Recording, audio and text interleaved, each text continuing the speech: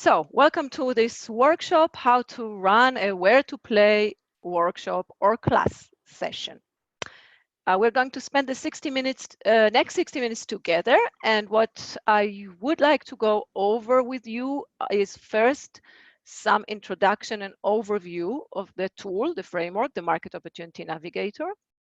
Then we will spend some time on how to actually take it into a class session or a workshop setting. And at the end, I will also discuss some supporting materials and resources that we have, especially for you in applying this in your own setting. So, the search for a scalable business model is a difficult one, and lucky for us, we have great tools to help us do this. We have the business model canvas, we have the value proposition canvas, we have customer development framework, and the design thinking framework. But these tools, all of these tools, tell us how to rapidly find product market fit inside a specific market, or how to pivot if our hypotheses are incorrect. What they don't tell us, however, is how to figure out where to start the search for our business.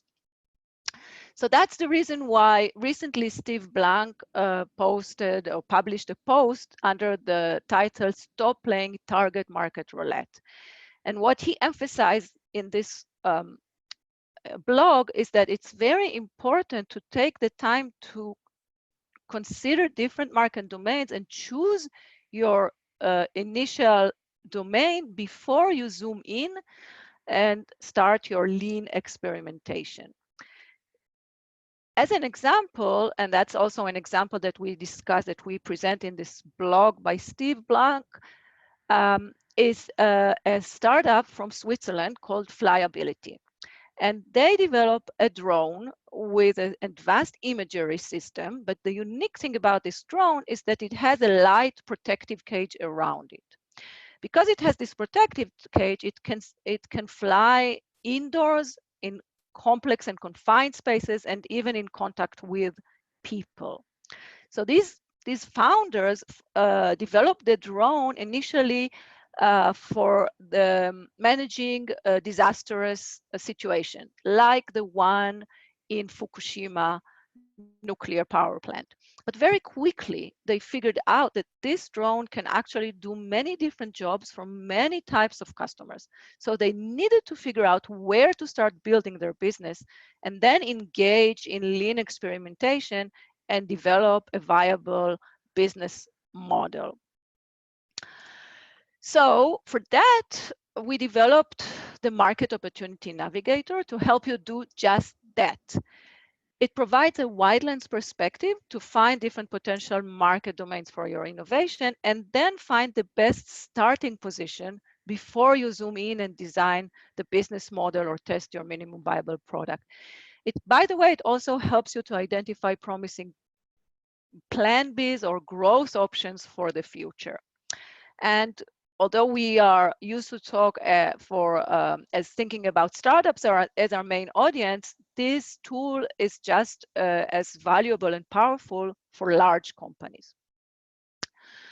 If we need to combine them all into one clear tool set, we can say that the Market Opportunity Navigator is the front end of customer development. And once you choose your domain, you can zoom in to use the other tools. But in reality, we need to keep in mind that this is a very iterative process, and we zoom in and out all the time during this learning journey until we find a repeatable, scalable business model for our innovation. So, how can we figure out where to play before how to play? We actually need to address 3 quick questions for that. First, we need to understand which market opportunities exist for us. Then we need to figure out what are the most attractive market opportunities among these options, and then which one should we focus on and how should we focus properly. So bearing these 3 questions in mind is exactly how we developed the Market Opportunity Navigator to have 3 steps. Step 1 helps you to generate your market opportunity set with the help of worksheet 1. And the output is a set of market opportunities or market domains where you can play. In the case of flyability, they identified 5 opportunities which seems interesting to further consider. And I'll walk you through this example later on, so you'll see exactly how. The second step of the navigator is what we call the attractiveness map to help you understand and evaluate each of these different market domains. We look at the potential of the opportunity and the challenge of that opportunity through the help of worksheet 2, and the result is the map of your opportunities and the ability to compare and prioritize. The third step is what we call the agile focus dartboard. It's helping you to take these options and design a smart strategy around it, one that helps you to focus and stay agile at the same time. So with the help of worksheet 3, you can clearly define which opportunities you pursue now, which one you keep open for backup or future growth, and which one you place in storage. What you see on the screen now is the full Market Opportunity Navigator for flyability. But we will walk through this example in the first 20 minutes or so it will be clear on how we did that. Before we dive in, let's start with a summary. What will your students or your startups, your founders, your business leaders learn from this process? At the end, they will have a systematic approach that will help them to identify new market domains for their business, prioritize and set the boundaries for their lean experimentations. But just as important, they will have a tool to communicate, share, and debate with others. And we know that innovation is a team sport and communication tools are highly important. In addition, doing this process in a structured manner allows them to always go back to it, reflect, and update their choice over time. And lastly, and might even be the most important one, especially if you're working with startups, is that this process will help them to adopt an open mindset and will allow them to change direction much more easily if it's required in the future. So let's dive into the 3 steps in a very quick way. And then we'll talk about how to run a workshop with this framework. The first step is generating your market opportunity set. It is important to start with this step because having options at hand really not only gives you the power of choosing, but also the power of staying agile. And we know by fact, with research that we have done and was published in Management Science, that options are a real asset for the company and actually increases the chances of the startup success. What are we looking for? What we are looking for is any combination of application of the technology or the innovation or the unique abilities that the company has for a specific set of customer. Any combination of application and customer is one market opportunity for the company. And we are looking to identify or to help managers and founders identify several market domains before they actually zoom in and focus. How do we do this? So the way we'll look at it with the help of worksheet 1 is a little bit similar to this playing building blocks that you see here on the screen. And what do I mean by that? We like to look at the core abilities of the company or the startup as their core building blocks. Once they understand their building blocks, detached from any envisioned product that they may have already or may have in mind, once they understand these core abilities, they can create different or build different construction out of them, meaning create different offerings for different types of customer. So thinking about it like building blocks actually increases the cognitive flexibility of the team. How do we do that? We do that with the help of worksheet 1. The upper part of worksheet 1 is the delinking process, understanding what are the core abilities or technological elements that the startup has or the company have. And once this is done, we can go to the second lower part of the worksheet, which is the relinking process, combining and recombining these core abilities in different ways to create or to come up with different applications for different types of customers. And again, an application and a customer is a market opportunity for the company. So let's go back to flyability with their protective cage drone, and let's see how we've gone through this process with them to identify different markets where they can start building their business.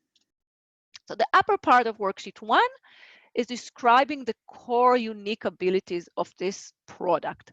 The first one, of course, is the unique accessibility. Now we use this as a title, but then we can actually characterize, list, describe this unique ability in a way that will help us to understand what it can do. So it's collision tolerant, it's decoupled in light protection cage, it can roll on any surface and operate in a range of temperatures and pressure.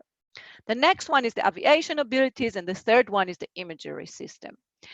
Then we can try to think, what do these abilities allow us to do, or what type of jobs, or what are the main domains where we can apply them.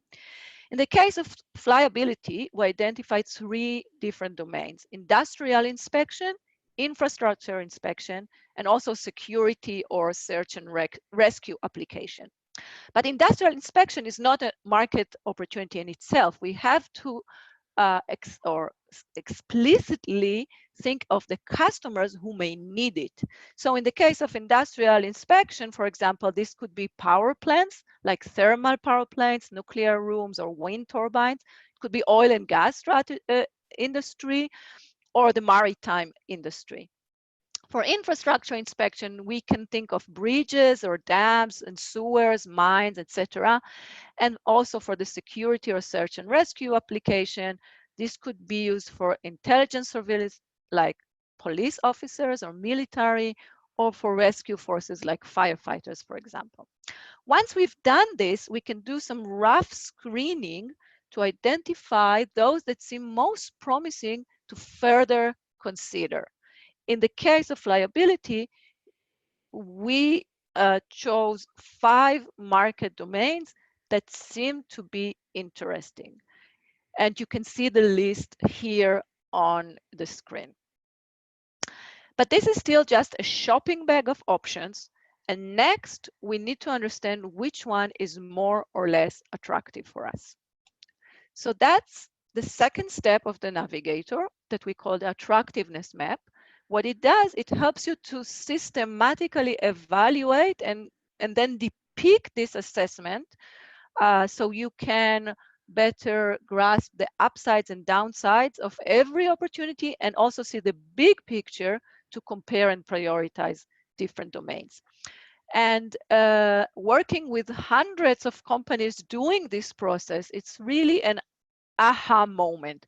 It's like taking the 1,000 bits and bytes of information that you gather, or that entrepreneurs gather on different aspects and different domains, and creating one clear image or one clear pattern out of it. So let me explain to you how this step works. What is an attractive market opportunity?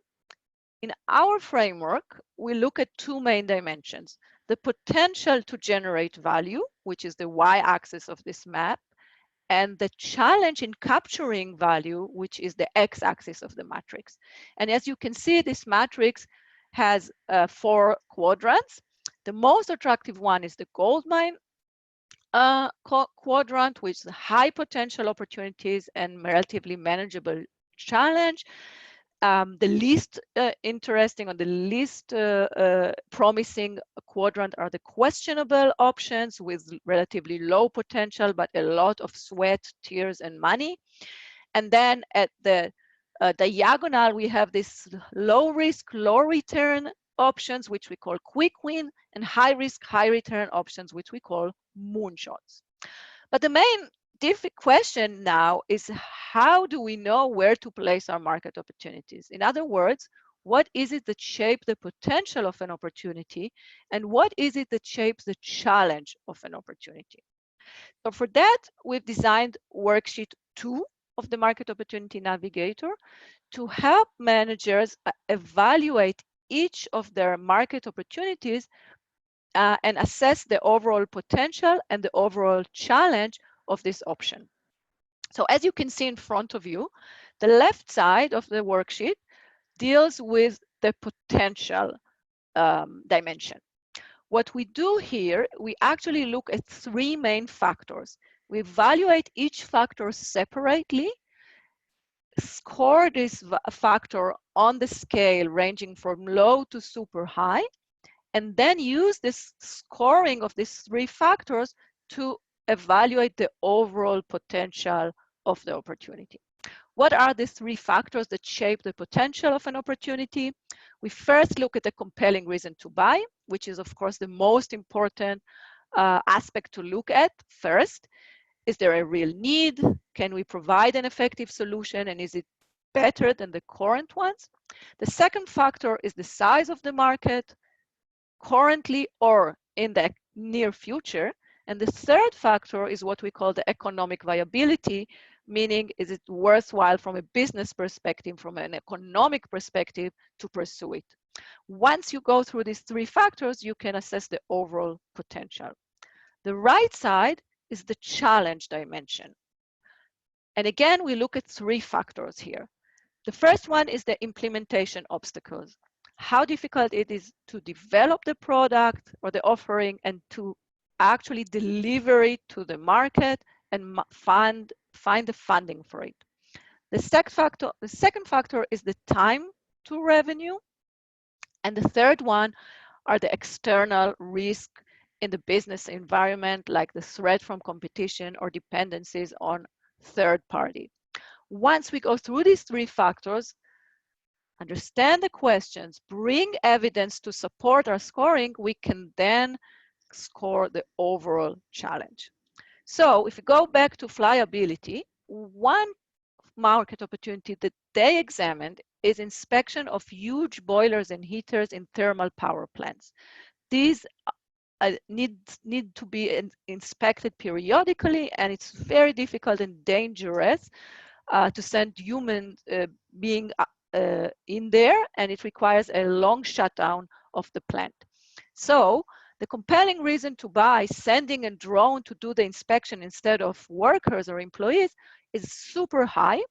The market was quite large, and the economic viability was also rated as high. So overall, the potential of this opportunity was rated as high. From the challenge perspective, the implementation obstacles were rated as medium. They already had the drone and they knew how to operate it. The time to revenue was relatively short, and the external risks were rated as low because they had a good competitive advantage over their other solutions. So they rated the overall challenge somewhere between low to mid. If we take this rating, the potential and the challenge, we can now place this opportunity, thermal power plants, in the gold mine quarter with high potential and relatively manageable challenge. And we did the very same process, the very same learning process for the other market opportunities in their set, and the result looked like this. So for example, police officers were a moonshot opportunity for them. Now we have the ability to prioritize opportunities, figure out which one should be our main or primary direction, and which one we can use as or keep open for backup and growth. And that is exactly where the third step comes in. But before that, I just want to mention one important note. This is not hard science, and the scales are deliberately qualitative. It's a learning and a validation process, and it can help managers and founders set their assumptions and then go out to validate them. So after all, what we need to keep in mind is that the main goal of this process is not the scoring in itself, but understanding the main upsides and downsides of the options they have at hand. So next is the third step is the agile focus dartboard. And the main reasoning behind this is that startups must find a delicate balance between focus and flexibility and make sure that focus does not come at the expense of flexibility. So we designed the third step in a way that we call agile, or to help managers design their agile focus strategy. This strategy defines the market opportunity that they will pursue now, but also the opportunities that they will keep open for backup or future growth. And this really allows them to bake agility into the DNA of the venture. Let me explain how this works. So what we are trying to help managers do is understand what type of other market opportunities can be good candidates for backup or growth option. A backup option means if we are not successful, what can we do next? A growth option means if we are successful, what shall we do next? Now, good backup and growth options should ideally be closely related to the primary market opportunity that we choose. This way we can leverage existing resources, capabilities, and relationships. But what does it mean to keep an option open actually? What it means is that we allocate little resource and attention just to keep it breathing and make sure that we don't lock ourselves out of it. It is exactly these relatively low investments that will make the company more robust to change without compromising the pursuit of the focus or the primary market. And in fact, having this foresight on possible backup and growth option really influenced the many aspects of the venture. It influences how you develop your technology, file your patents, recruit your employees and stakeholders, and even how you build your company culture, pick your brand name, and design your marketing materials. So to help managers and founders design this smart portfolio, we designed the third worksheet, worksheet 3, and it starts with anchoring the primary market and then building a portfolio of backup and growth options around it. Now, I have to say that many times choosing the primary market, even though we have evaluated them, compared them, understand their downsides and upsides, many times choosing a primary market feels like this. Remember how you were a 5-year-old and visiting a candy store and everything looked so delicious and so promising. But your mom probably told you you cannot eat all of them because you will end up really sick. So this is exactly what we try to tell our startups. You need to focus. Even though there are several promising domains, you need to choose one as your primary market. If we go back to flyability, the most attractive market opportunity for them seem to be inspection of thermal boilers in power plants. So they decided that this will be their primary market opportunity, market domain. But then they could look at other markets or other directions and utilize them in their favor. So, for example, if we look at the oil and gas storage tank idea, we can then think of how related or synergetic this path is to the primary market they will pursue. And if it is tightly or closely related, it could be a good growth opportunity that they will keep open. In this case, they decided to keep it open for future growth. The same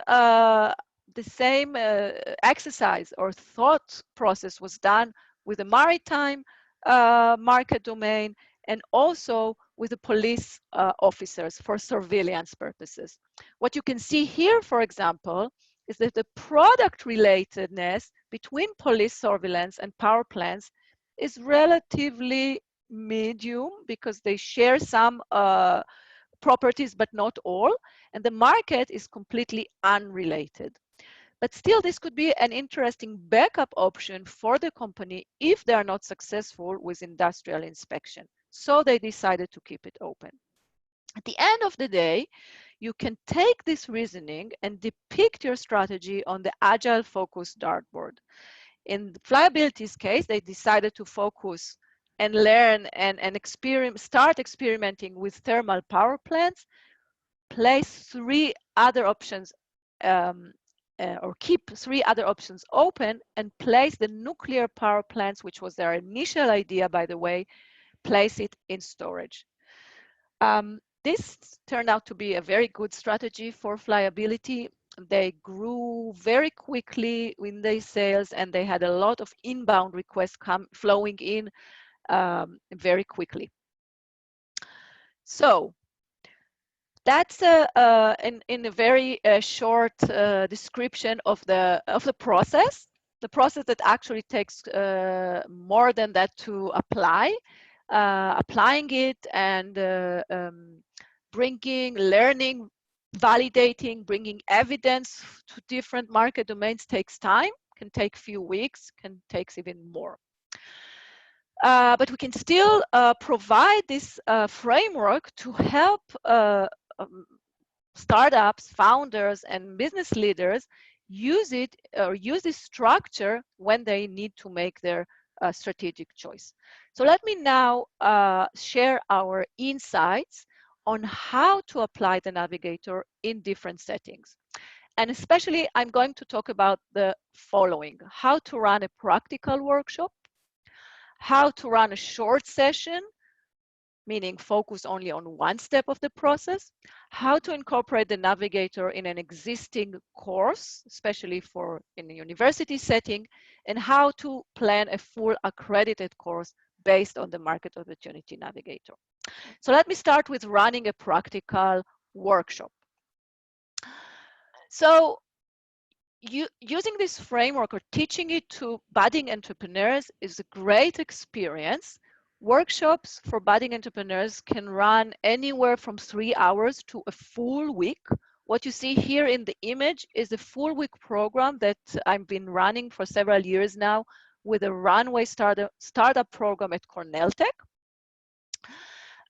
So it depends on the time frame that you have and the objectives that you want to get, how deep you want to go with your audience.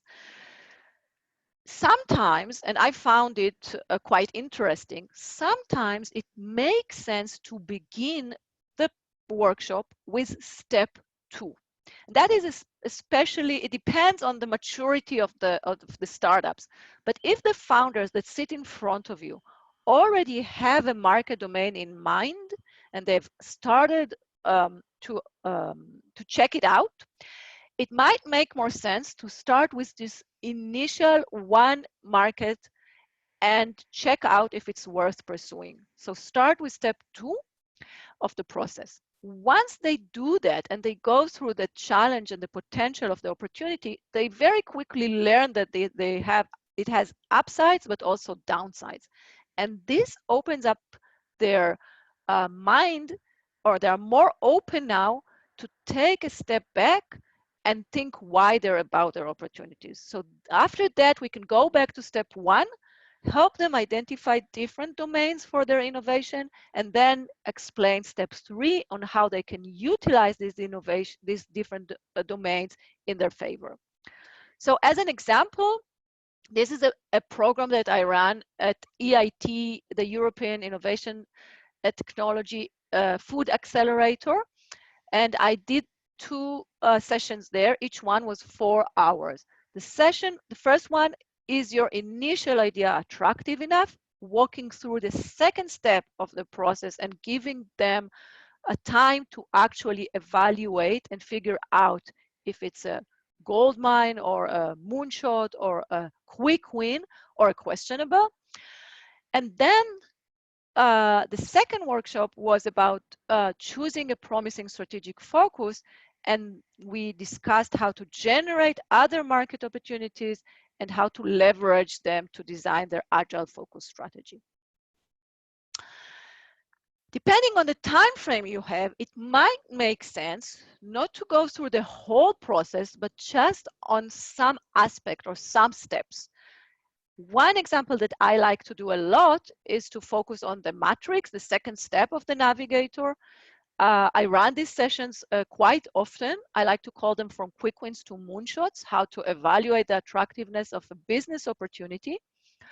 What I usually do is start with some examples on what is on a successful business opportunity and why it is successful, and then on an unsuccessful business opportunity and why it was not successful or not attractive. And then I show them the attractiveness map, and we discuss what it means to be a gold mine and what it means to be a questionable, and what happens if you have a quick win or a moonshot. And then I explain to them, with the help of worksheet 2, how to actually evaluate their own business idea and figure out where to place it. So this can be a good 1.5 hours that are really valuable for students and startups. If you're working with existing companies, you can use the first step of the navigator to run a brainstorming session. And these are also very nice. It helps the teams or employees to clearly define the core strengths of their company, the department, and it encourages employees to think about possible growth opportunities and enhance the cooperation of other team members in the innovation activities. But at the end of the day, really it's about engaging other employees in a hands-on, lively activity to just brainstorm for different market opportunities for the company's innovation or technologies or unique know-how. If you do that, make sure to print large versions of the worksheet and the navigator, and bring some colorful sticky notes, which always do the job. And this session, these brainstorming sessions, by the way, work very well also with researchers in the university or with the technology transfer members. What you see here on the image is tech transfer scouts from the Czech Technology University. They work with the department innovation to find out different commercialization paths for these technologies. Okay, now if you are an educator, a university professor or a lecturer, you can incorporate the navigator in an existing course. So and the reason or the main value in doing that is either to explain your students the logic of finding where to play before zooming in and understanding how to play, or the logic of keeping an open mindset and an agile strategy. Now, if you do use it as part of an existing course, you can actually create an initial set of, or give your students the task of creating a set of opportunities from different sources. For example, it can be based on the students' own ideas, and they can use the matrix to compare their own ideas in the team and find out which one is most attractive. You can use the design thinking methodology, of course, to come up with different market opportunities or different business opportunities, and then move forward from there. Or you can, of course, take a specific technology or a specific invention and give the students the whole process of identifying different commercializing possibilities for that invention. Now, when you do this as part of an existing class, we have to give the students some hands-on exercise and let them actually play with these worksheets. And that is eventually a very quick and dirty exercise. However, I find it still quite valuable. So I want to share with you the value of a quick and dirty exercise. In my opinion, it's still a very good learning process, and the students need to understand that evaluating opportunities is a learning process.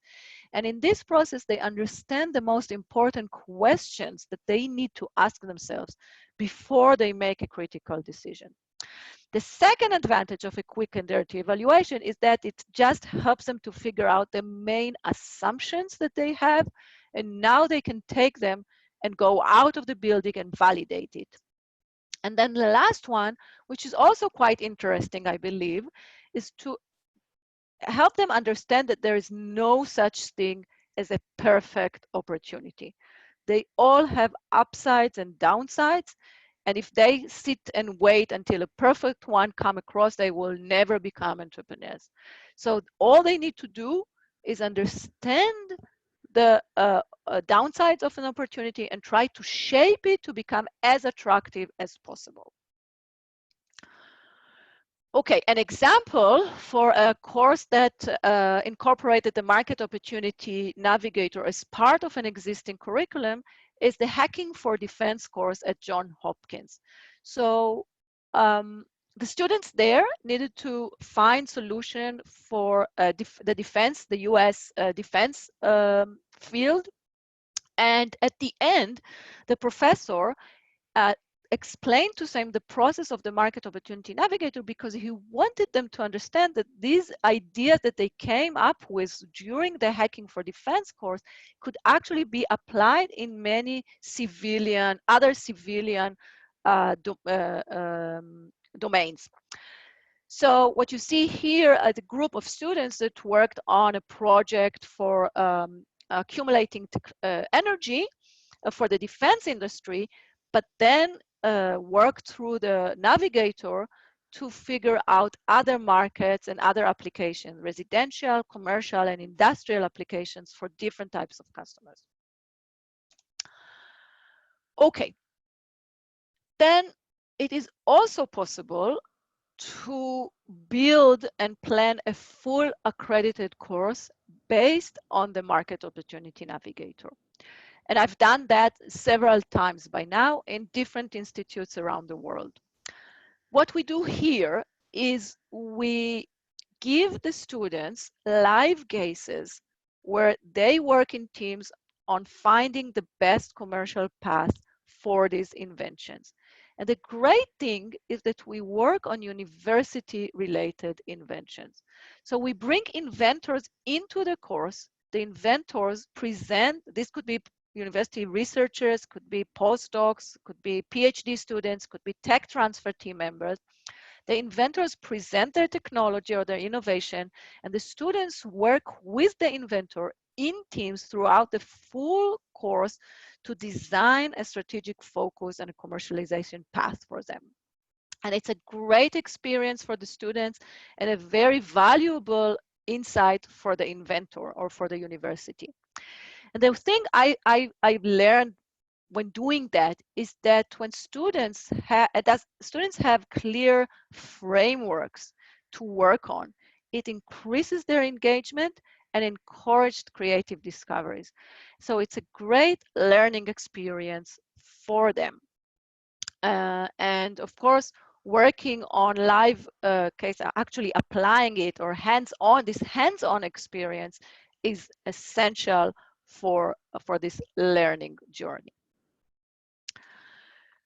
One example of a course like that is a course that I ran in the Technology University of Munich. It was a seminar course for master students in technology management and marketing. And we built it in 2 blocks. So we started with 3 full days where we went through the projects, we went through the discovery process, and I explained to them how to evaluate each domain. Then they had 4 weeks to work on evaluating these different market opportunities for the invention they were working on, each team on its own invention. And then we had another 3 full days together, digesting what they've learned on the different markets, explaining to them how to move forward with this agile focus strategy, and at the end, developing a full report on the commercialization path, the recommended path for the invention. You can, by the way, find the syllabus for this course in the educator's guide that we have, and I will share this resource in a minute. This process was extremely valuable for the students and for the inventors. And we got very good feedback on that. And by the way, you can also design a fully accredited course that is spread across the semester or that is run in a blocked full week type of learning. Okay, now in the time that we have, I want to present to you some of the supporting materials that we have for educators and trainers and how you can use them in your to actually apply it in your own setting. And then we have some time for your questions and thoughts. So, supporting materials. The first one that I want to mention is the book that we wrote together. I wrote it with my colleague, Professor Mark Gruber, who is the VP for Innovation at EPFL, the Technology University in Lausanne, Switzerland. The book takes you by the hand through the entire process and includes some cases and examples, a lot of other use cases beyond startups and theoretical foundations. What are the studies and research insights that led us to develop this framework? The book is now available in English, in German, in French, and in Chinese. So I think it's a great resource for you as an educator and a trainer to learn more about this process. And of course, it's a great resource for your students. And you can send them to read some parts and some theoretical foundations and some examples before they come to class. The second resource is a free online course on edX. It is called Find the Right Markets for Your Innovation, a tool for entrepreneurs and innovators. edX is a free platform. Anyone can enroll to this course and watch the videos there. It's over 8 hours of bite-sized videos that describe the full process, including, of course, other examples and interviews, practice quizzes, and some assignments as well. The nice thing about the online course is that it could be a great basis for flipped classroom type of learning, or you can even use some of these videos in class or in a workshop setting to show an example or to show or to explain a specific step. The online course now has we have over 5,000, I think probably now over 6,000 students from more than 120 countries all over the world who has been engaged in this online course. Then on our website, we have, you are able to download an educator's guide for free. The guide includes a detailed description of 5 training sessions, including the key objectives and takeaway for students and practitioners, and some concrete examples and suggested in-class discussions. So it's there for you to walk through, to go over, and help you design your own workshop or your own curriculum. What complements this this educator's guide is a set of 5 presentations that we have on SlideShare. So if you go to SlideShare, Market Opportunity Navigator, you can download 5 different presentations which you can use in your own setting. You can use part of them, you can combine them, you can use them all. So the first one is an overview about the process. The second presentation relates to the first step of the navigator, then the second step, the third step, and lastly, the last presentation discusses the implications and the benefit of the Market Opportunity Navigator. So you can download the presentation from your slide share. I see there are some questions, so I will wrap up in just a few minutes and then relate to your questions. Then on YouTube, you are invited to visit our channel, Market Opportunity Navigator, and it has some videos that you can use and share with your trainees. There is a 6-minute video, introduction video, or even a 2-minute promo. But I think what might be most valuable is a 12-minute video of the whole case, the full case of flyability, which we went through in this webinar.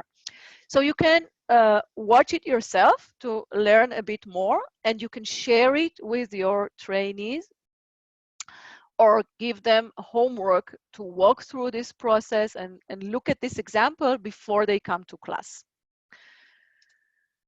Okay, and lastly, in our website, wheretoplay.co, you can find many other articles and blog posts that can enrich your reasoning or that of your students. And you can, of course, download the Navigator and its 3 worksheets for free.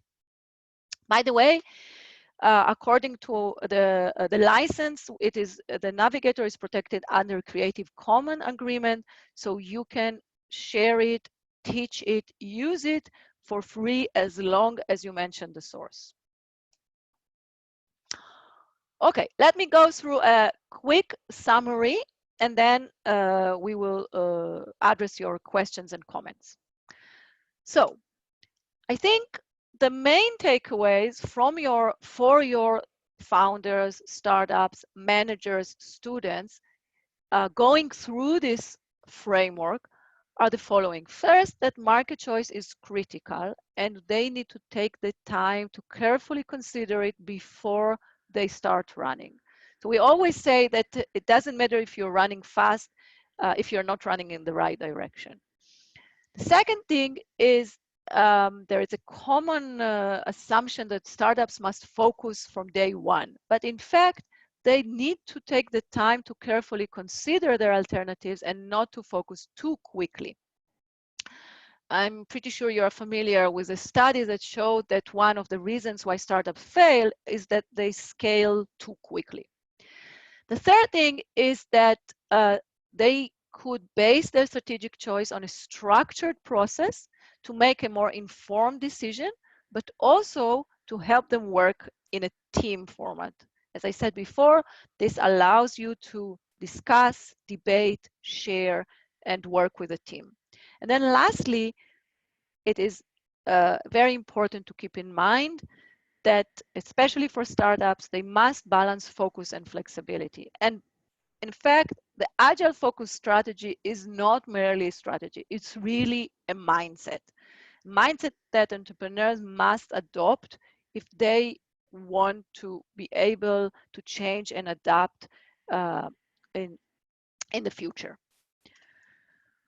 Okay, what's next? So as far as I'm concerned, we are concerned, we would love to keep in touch. How can we keep in touch? So first thing, we are eager to hear your experience in training, teaching, or applying the Market Opportunity Navigator. So please share it with us, either by sending us an email or sharing it on social media with the hashtag #WhereToPlay. Then we are happy to jump in and help you in your training role. So you can invite us to teach a course or run a workshop at your own institute, or to run a train the trainer workshop for your own staff or mentors. If you want to find more about these opportunities or options, you're welcome to click on wheretoplay.co/trainers, or just send me a note, Sharon@wheretoplay.co.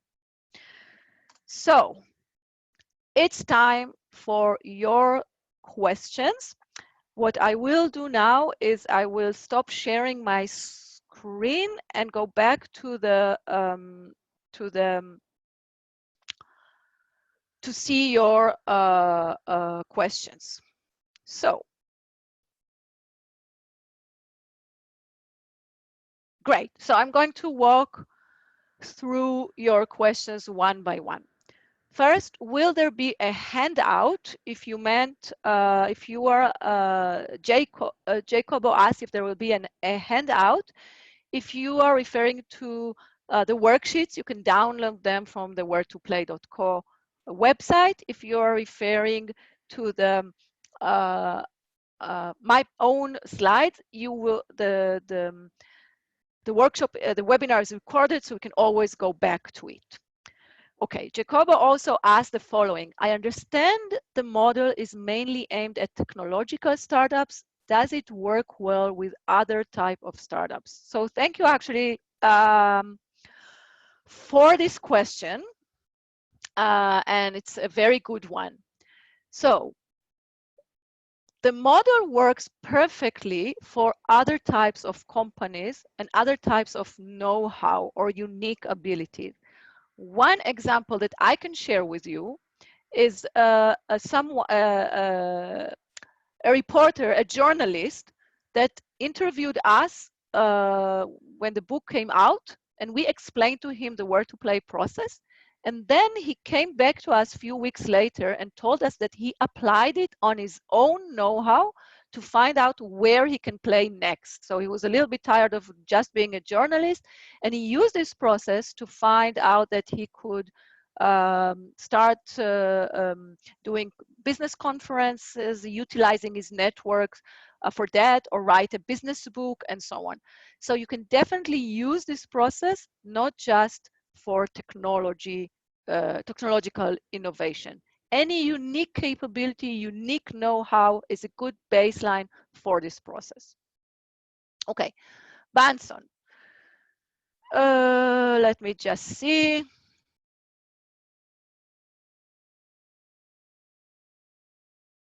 Okay, so Benson is actually asking more or less the same. Do I have example or case study of applying this tool to service businesses or process innovations? Yeah, well, I've worked with service companies in the past. For example, a company that provides some value chain outsourcing for large corporates, and they use this process to figure out what they can do with their core abilities. So it's just the same, actually the same question as the Jacobo before. Next, John, where can we find the exercise and cases? Okay, so I hope I answered you, John, already. You can find them in our book, in our MOOC, in YouTube, and okay, then John also asked, can you put a link to your and Mark's research publication? Okay, yes, well, thank you for that, for this question as well, John. So we describe the link, describe the research that that this process is based on in the book, but I'm happy to share it with our audience as well. So what I can do is send a follow-up email with the link to some of these studies. Okay, Benson, can these tools be used by consultants with their clients? So the answer is definitely yes. You are free to use this tool with your clients as long as you mention the source where to play or our website where2play.co.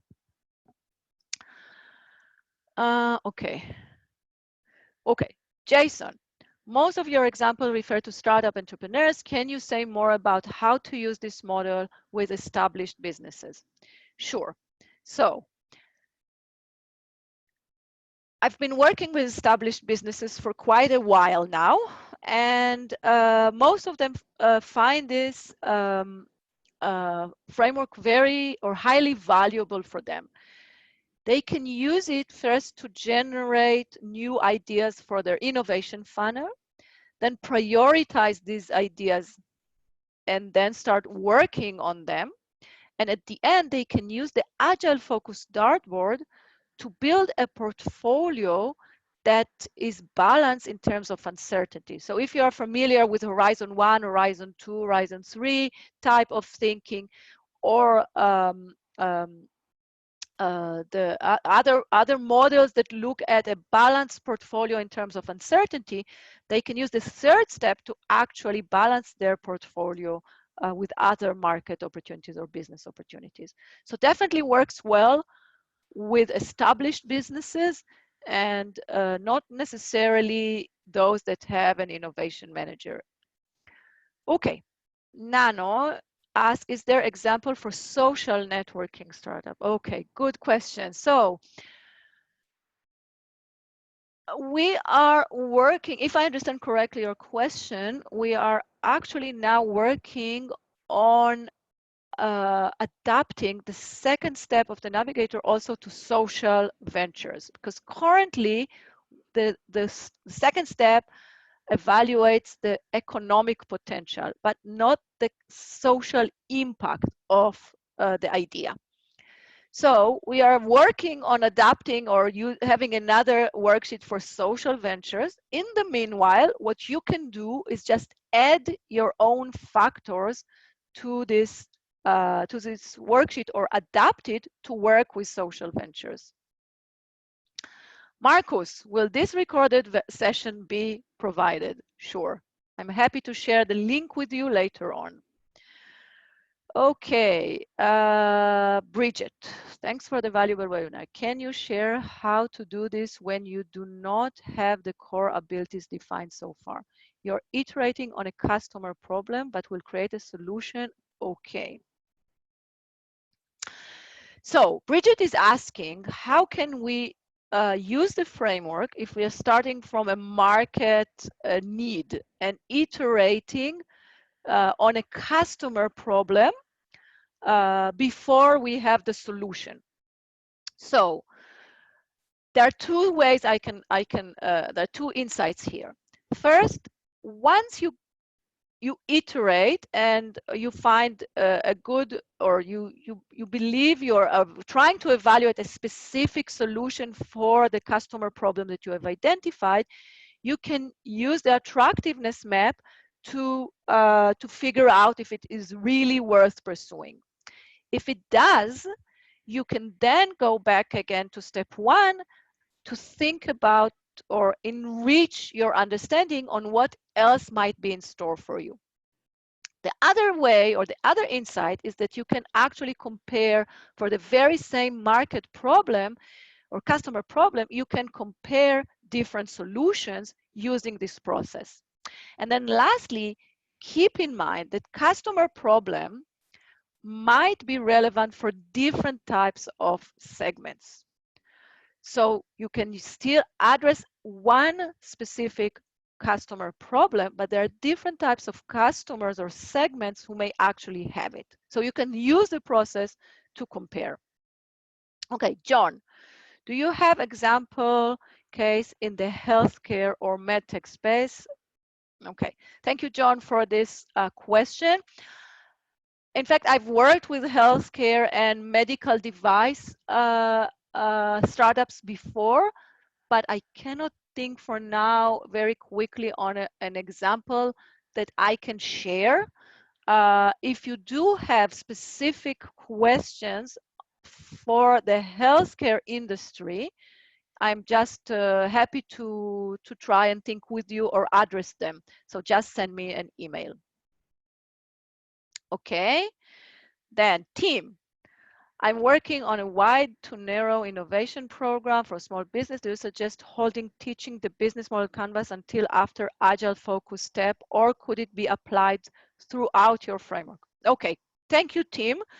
And I think this will be the last question that we will walk through, unfortunately, because we are out of time. So I think the process in the end is very iterative. So as far as I'm concerned, you can teach the business model canvas in parallel to the Market Opportunity Navigator. You can teach it before, or you can teach it after. The way, for simplicity, the way we describe the process is that you start with where to play, and then zoom in on the business model and value proposition. But in fact, you can start with where to play and use the business model and value proposition to actually validate your different ideas as well. So go up and down, zoom in and zoom out on the process. So according to my experience, I think it makes sense to start with where to play, but you don't need to wait until they go through the full validated process until you teach them the business model canvas. Okay, my friends, unfortunately, we're out of time. If you have important questions that we didn't have time to address, you are welcome to send me an email, and I'm happy to address. We will make sure to have this recording available so you can go back and watch. I hope you find it valuable, and I enjoyed spending this 1 hour together with you.